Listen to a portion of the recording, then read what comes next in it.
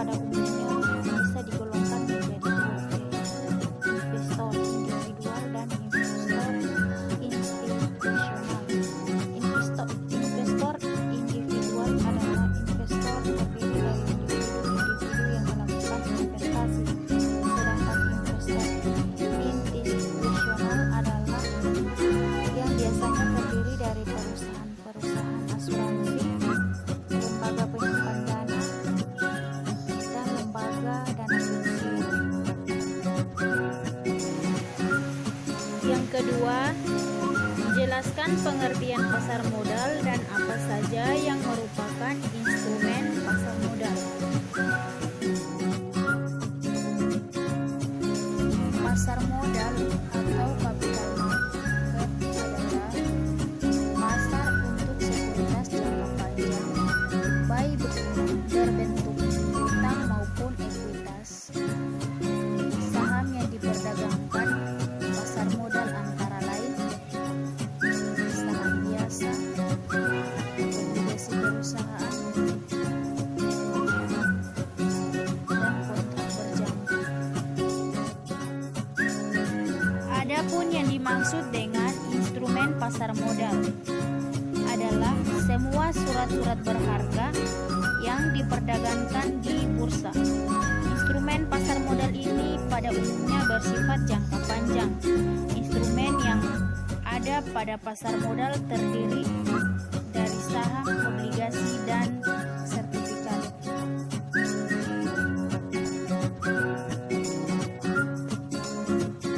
Yang ketiga, apa saja yang merupakan komponen utama dari return investasi?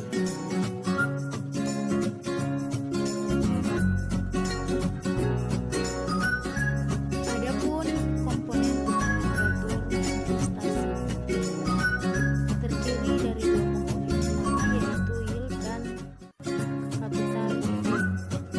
Yield merupakan komponen return mencerminkan aliran kas atau pendapatan yang diperoleh secara periodik dari suatu investasi. Komponen kedua return merupakan kenaikan atau penurunan harga suatu surat berharga, saham atau obligasi yang disampaikan perusahaan. Perhatikan tabel sekuritas XYZ. Diminta diunggah serta jelaskan return yang diharapkan berdasarkan tabel sekuritas tersebut.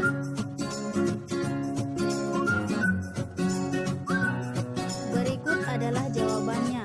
ER merupakan return yang diharapkan dari suatu sekuritas. Jadi rumusnya probabilitas dikalikan dengan return masing-masing dan dijumlahkan. Jadi hasil 0,12 tambah 0,15 tambah 0,08 hasilnya adalah 0,35. Jadi hasil return yang diharapkan dari sekuritas XYZ adalah 0,35 atau bisa dibulatkan menjadi 35%.